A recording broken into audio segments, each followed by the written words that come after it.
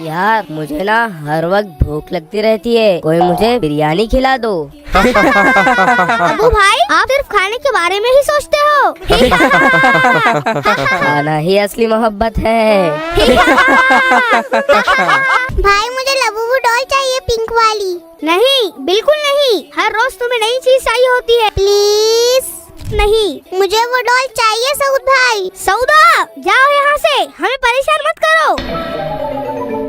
अरे सऊद भाई, दिला दो ना, देखो कितना रो रही है। पता नहीं क्यों मुझे ये डॉल अच्छी नहीं लगती है।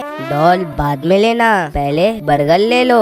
अबू भाई ठीक है, लेकिन सिर्फ एक डॉल। ये हाँ सऊद भाई।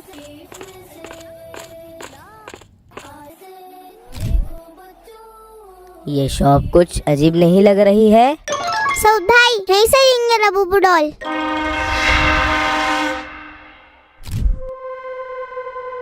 अंकल, आपके पास लबूबू डॉल है?